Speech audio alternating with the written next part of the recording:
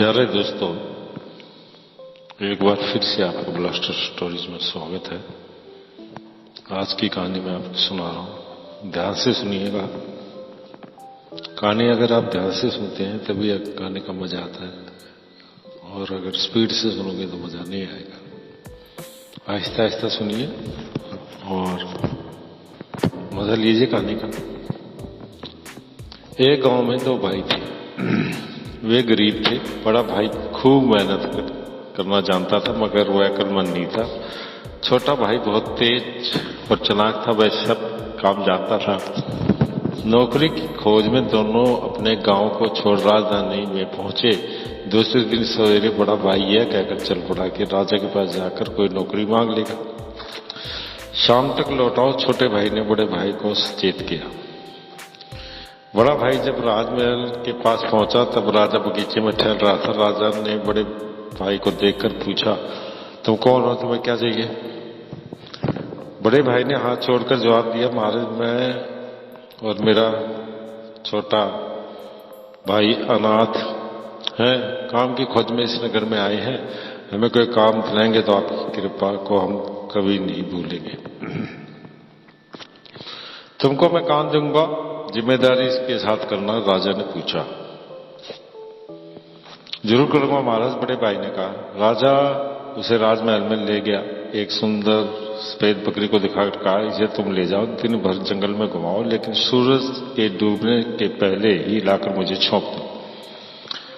लेकिन एक बात याद रखो, पूरब में जो टीला है उससे पार मत करो।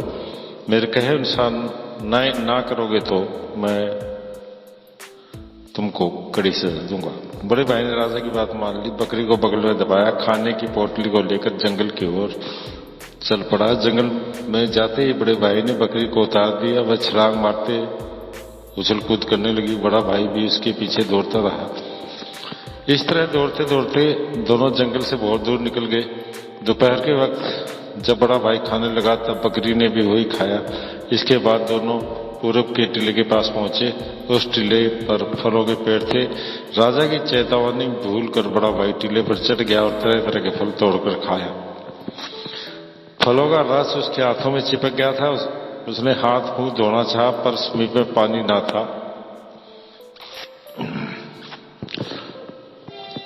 उसके बाद बड़े भाई को टीले के पार एक झोपड़ी दिखाई दी। वह बकरी को उठाकर झोपड़ी की ओर जाने लगा।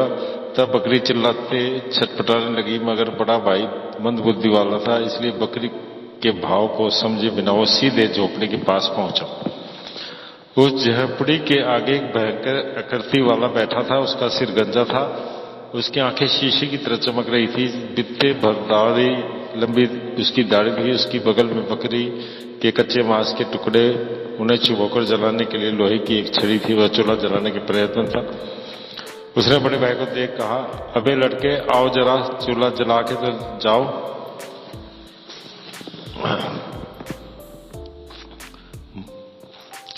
मुझे अंधेरा फैलने से पहले लौट जाना है, पानी की खोज में हूं। बड़े भाई ने कहा। बकरी चिल्लाते जमीन और आसमान को ये करते छटपटाने लगी। ये भयंकर आकृति वाले ने उठकर बकरी के कान ऐंठ दिए और कहा, अरे अभी तक तेरा घमंड चूर नहीं हुआ है।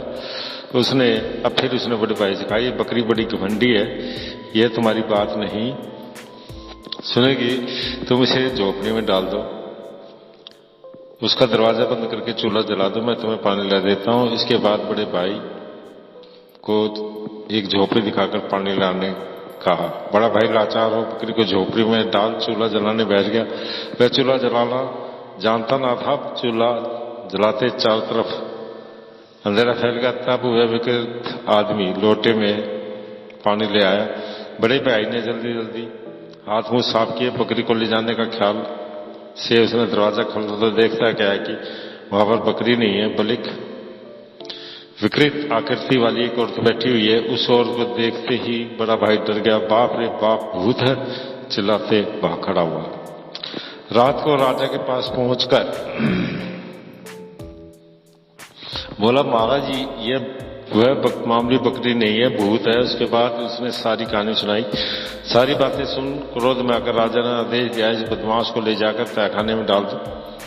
सिपाही ने बड़े भाई को ले जाकर अंधेरे तहखाने में डाल दिया। अंधेरा फैलने के बाद भी अपने बड़े भाई को लौटता न देख छोटा भाई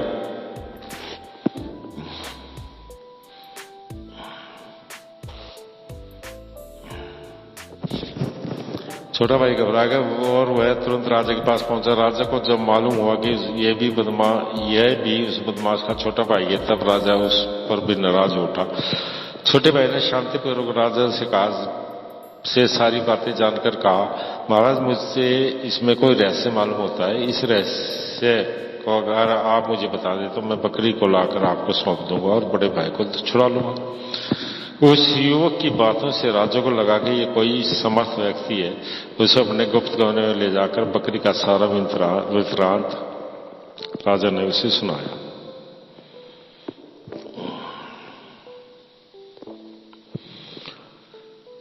तो राजा के बहुत समय बाद एक लड़की पैदा हुई थी। राजा ने उसे अपना पुत्र मानकर पाला पोसा। वह शिकार खेलने और जंगल में घूमने का ज्यादा शौक रखती थी। राजा के साथ अक्सर वह शिकार खेलने जाया करती थी। एक दिन राजा और राजकुमारी शिकार खेलते अपने परिवार से दूर निकल गए। पूर्व की दिशा में टीले को भी पार कर गए। वहां उन्हें एक झोपड़ी दिखाई दी। पानी की खोज में उस झोपड़ी के पास पहुंचे। झोपड़ी के बाहर एक विकृत आकृति वाला बैठा था। वह लोहे की एक छड़ी में बकरी के मांस के टुकड़े चुभोकर जलाकर खा रहा था। राजकुमारी को उसे तथा बकरी के मांस को देखते ही क्या होने लगी। वह बकरी के मांस से घृणा करती थी। यहाँ पर क्या पीने को पानी मिला गया? राजा ने उस व्यक्ति से पूछा। उस व्यक्ति ने जवाब दिए बिना ही सिर उठाकर दोनों को देखा, भीतर जाकर पानी ले आया और राजा से पूछा, क्या यह लड़की तुम्हारी पुत्री है? बड़ी खूबसूरत है, इसे मुझे दे दो। अरे तुम इसका वक्त बकरी का मांस खाने वाले राक्षस जैसे लगते हो, क्या तुम मुझे चाहते हो? राजकुमारी ने कहा। यह बातें सुनकर उसकी आंखें लाल हो गई। इस पर उसने बकरी के मांस के टुकड़े में चुभोई गई इस लोहे की छड़ी को राजकुमारी के सिर से छुआकर कहा,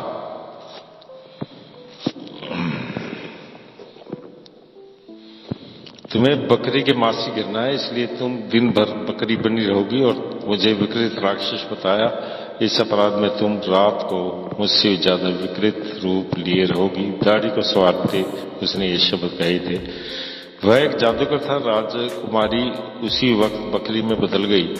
उस दिन से लेकर वह दिन में बकरी के रूप में और रात के वक्त भयंकर पिशाचनी की तरह रहती आई थी। रात के वक्त वह किसी को के आंखों में न पड़े, इस ख्याल से राजा बहुत सतर्क रहता था। तब तक राजकुमारी विवाह के योग्य हो गई थी, पर उस धूर्त मांत्रिक ने राजकुमारी के विवाह होने से और असंभव कर दिया। उसकी सारी शक्तियां उसकी दाढ़ी और लोहे की छड़ में है। छोटे भाई ने राजा के मुंह से बातें सारी सुनी। उन्हें थोड़ी देर तक गंभीरता से सोचा और कहा, आज रात को राजकुमार के लिए कोई खतरा नहीं है। वह भूत के रूप में ही रहेगी। वह सवेरा होने से के पहले उसकी रक्षा नहीं कर पाएंगे तो खतरा है। अब मुझे थोड़ा सा गुग्गल तथा मोटी बकरी दिला दीजिए। राजा ने वैसा ही किया। छोटे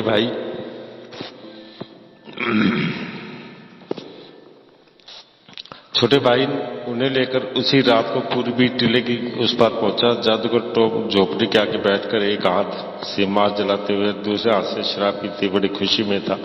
छोटा भाई उसके सामने आगे जाकर रुक गया और बोला, मामा, मांस की बू आती है। और ये दिमाग कहीं से तुमने मोटी बकरी हड़प ली है? जादूगर ने कहा, तुम्हारे वास्ते तुमको बकरियां बहुत पसंद है ना? छोटे ने जवाब दिया। तब तो देरी क्यों है, इसे जल्दी काट दो, ये मांस बड़ा फीका लगता है। जादूगर ने चट से जवाब दिया, ये तुम गलत बताते हो। हर बकरी का मांस अच्छा होता है, लेकिन तुम्हें ठीक से जलाना नहीं आता। तुम ज्यादा जलाकर राख कर देते हो, फिर स्वादिष्ट कैसे होगा? देखो मैं जलाकर दिखाता हूं, छोटे भाई ने समझाया। तब तो तुम जलाकर दिखा दो, मैं बैठकर आराम करता हूं। यूं कहते जादूगर छड़ी को छोटे भाई के हाथ देकर दूर जा बैठा। छोटा भाई कच्चे मांस का टुकड़ा लोहे की छड़ी में छुपाकर जलाने लगा। जल्द ही उसके भीतर से अच्छी गंध आने लगी। अरे दमाद, सचमुच तुम अच्छी तरह से रसोई बनाना जानते हो? वह टुकड़ा जरा इधर फेंक दो, जादूगर ने कहा। जल्दी ना मचाओ, थोड़ा और जलाना है, गंध अच्छी लगती है तो आप निकट आकर सूंघ लो, छोटे भाई ने कहा। जादूगर निकट आया, चूल्हे पर मुंह रखकर आंखें मूंद कर खुशी से सूंघने लगा। उसी वक्त छोटे भाई ने चूल्हे में गुग्गल डाल दिया।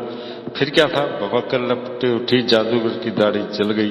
दूसरे क्षण छोटे भाई ने उसके सिर पर छड़ी से मारा और कहा,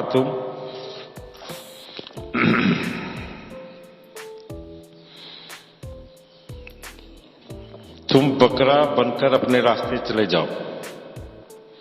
तो जादूगर बकरा बनकर चलाते जंगल की ओर भाग गया। जादूगर की शक्तियां के प्राप्त होते ही राजकुमारी को पहला रूप प्राप्त हुआ। उसने छोटे भाई के प्रति अपनी कृतज्ञता प्रकट की। छोटे भाई ने जादूगर की छड़ी झोपड़ी में डाल दी। झोपड़ी में आग लगाकर राजकुमारी को अपने साथ ले सवेरा होने तक राजमहल में लौट आया। बहुत समय बाद राजा अपनी पुत्री को पूर्व रूप में देखकर अत्यंत प्रसन्न हुआ। राजकुमारी ने कभी यह निश्चय कर लिया था कि जो युवक उसे अपने पूर्व रूप में लाएगा उसके साथ वह शादी करेगी। उसकी इच्छा के अनुसार राजा ने छोटे भाई के साथ राजकुमारी की शादी की।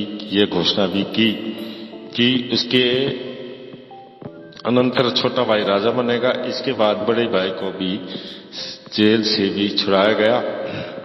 वह अपने छोटे भाई के साथ रहने लगा।